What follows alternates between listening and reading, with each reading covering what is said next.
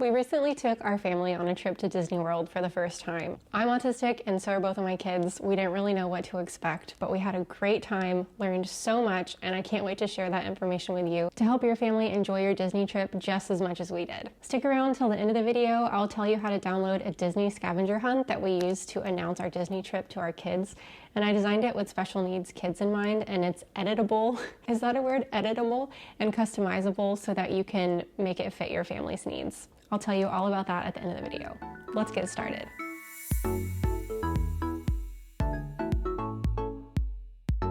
Apparently, I'm only allowed to borrow these animals if my daughter gets to be in the video. Yes. Do you want to say anything about your animals? They're mine. Okay. So today I'm sharing my own personal tips along with some that my travel agent, Kimberly Roos, shared with me.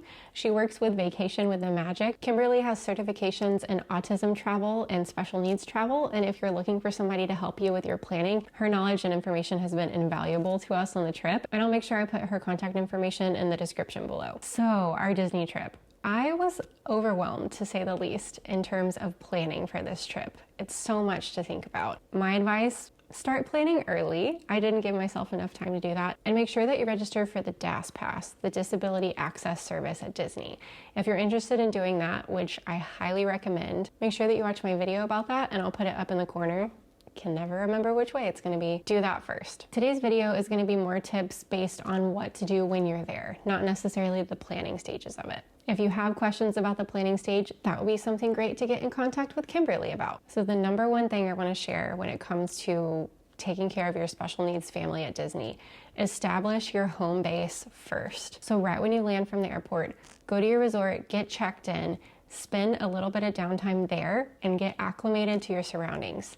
Talk with the kids about where they can find important things, how to identify your room. Just get acclimated to your surroundings and talk with your kids about the things that they might see in the room. Let them experience all of the new things and help talk them through what they might be seeing and feeling for the first time now that you've arrived at Disney. Also, get something in your tummies.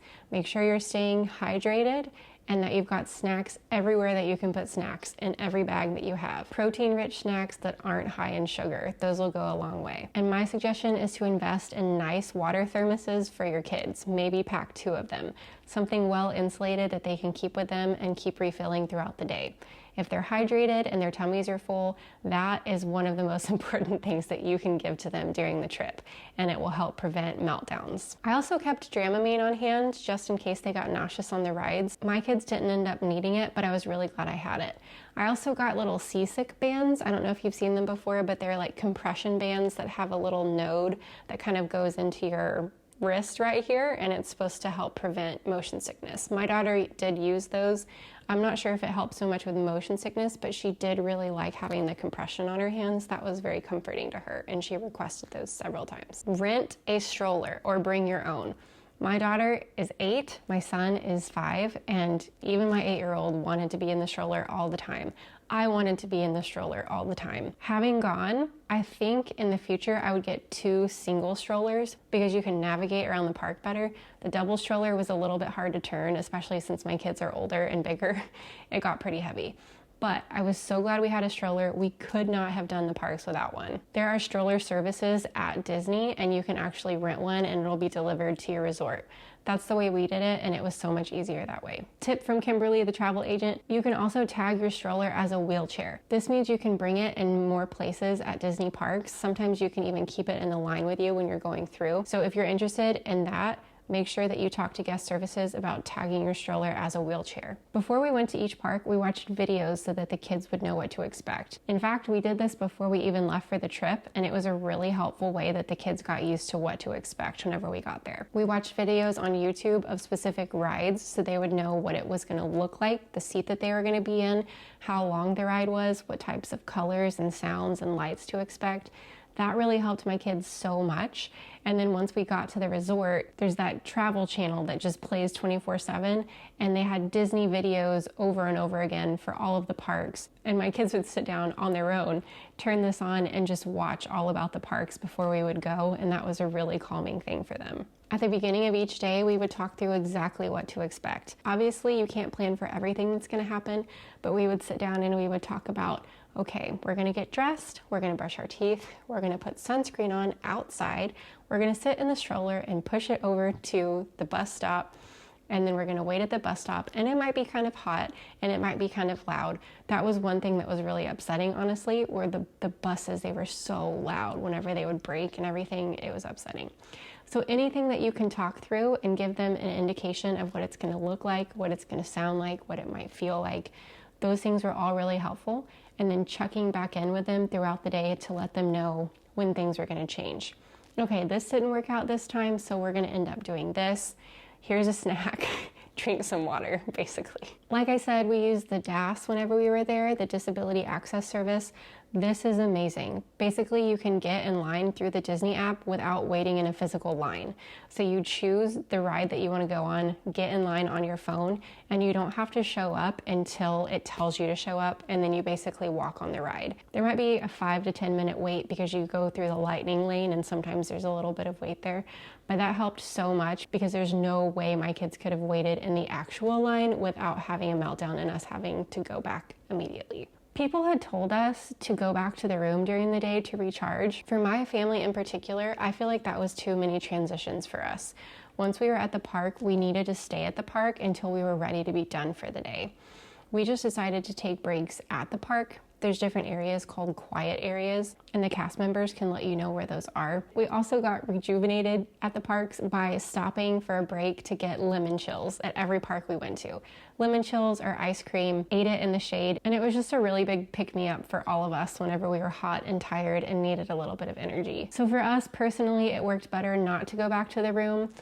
The bus transition, it was just hard. That was one of the hardest things for us, waiting on the Disney transportation, waiting for people to get on and off the bus, walking from the bus into the park. That was all pretty difficult for our family. We got really tired and exhausted through those parts. So once we were in the parks, we stayed in the parks. We surprisingly shut Magic Kingdom down the first day. I had no idea my kids had it in them, but we loved it. We had such a blast. My kids really took to the big rides well. I didn't know if they would because my kids had never even been to an amusement park. It can also be helpful throughout the day to give your kids some deep pressure, so maybe some big squeezes, some big hugs, maybe like a firm pressing on the back. These types of things can be really regulating. Depends on the kid, depends on the person. Disney's pretty good at accommodating allergies. This is opening up a can of worms in my head. A lot of people told us to get reservations at Disney restaurants before we went.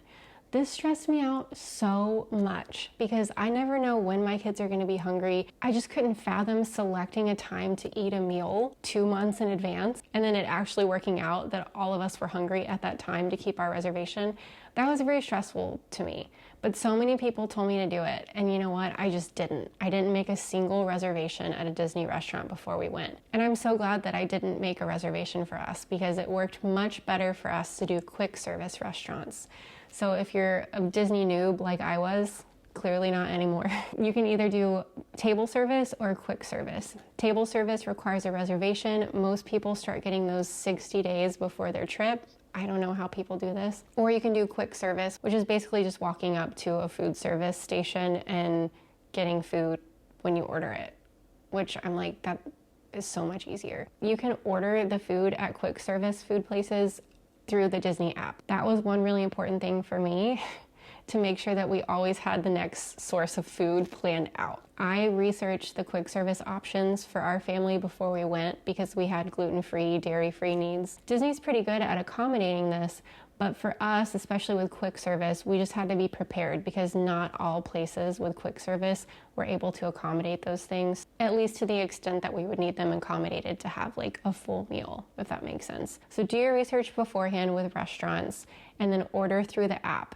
So we would be across the park riding a ride. As soon as we got off, I would get on the app and order food so that by the time we got there, the food would be ready and there would be no waiting. Because as we all know, with autistic kids, that waiting time can be really, really tricky to navigate and invite a lot of sensory overwhelm into the mix that can be hard to dissipate. Another recommendation from travel agent Kimberly is to bring portable chargers. Yes, such a great idea. I've had other parents say it can be really helpful to have tablets and screens with you so that your kid can play on them whenever you're going from place to place. My kids didn't need those things. It might have been helpful to me. It was just one more thing that I didn't want to carry. But for many autistic families, it's helpful to have those screens with you, and definitely helpful to bring a portable charger. I wish I would have had one because I was on the app a lot, ordering food, checking in for rides with the DAS Pass. It's all done through your phone. So a portable charger is really helpful. All that to say, I'm the type of person who can over-plan sometimes because I want to make sure we hit all the right places and eat all the yummy food. I had a lot of hopes and dreams, and the best advice I got was just to go experience it, follow what the kids want to do, watch their joy, and follow wherever their joy leads them. That ended up being the best plan for us. So I researched as much as I could so that I knew our options, especially for food and locations that were going to be helpful to us. But just going, enjoying it, seeing where your kids want to go, letting them kind of lead and navigate the trip. There are blue umbrellas all around Disney. Those are guest service stations. And if you have any questions at all, you can go up to those blue umbrellas and they'll help you. They're very accommodating. If you have any special needs or requests at all, just find a cast member. They know what to do. They're so great at accommodating you. The other big piece of this puzzle is just finding the right time to go and planning. So like I mentioned at the beginning, Kimberly Roos with Vacation with the Magic, she helped us plan our trip, and I was so grateful for her. She's a pro. She knows all of the disability services like the back of her hand and had so many great suggestions for us. She can help you pick out the best time to travel, get you the best deal, help you get signed up for all of the cool perks. Like we did the Memory Maker Pass, which basically any cast member with a camera can take a picture of you and then it gets sent straight to your phone. It was amazing. Kimberly knows all of those things. I don't. So I will put her information in the description. And then I promised I'd share with you the Disney scavenger hunt that I created to let our kids know that we were going to Disney. It was so fun. I loved creating it. I wanted something that was a little bit more customizable and really worked with our family's needs. So you'll see that on the download, there's a color option, there's a black and white option. I used the open dyslexic font. There's some other accommodations that I made that I thought would be helpful for special needs families that you can check out on the download. You can find that at momonthespectrum.life and then click the resources tab and go down to Disney scavenger hunt. That link will also be in the description. Again, if you haven't already subscribed to the channel, please click that subscribe button. I create all kinds of resources for the autistic community, and now I'm a Disney nerd, so I'll probably be creating more Disney resources as well. Let me know about your experience with your family at Disney World. What accommodations have you made use of that have been really helpful that you'd like to share with others? I would love to hear about those things because we are for sure going back to Disney. It was too fun. That's all I've got for now. Thanks so much for watching. I've got to go return these babies back to their room before I get in trouble. See you in the next video. Bye.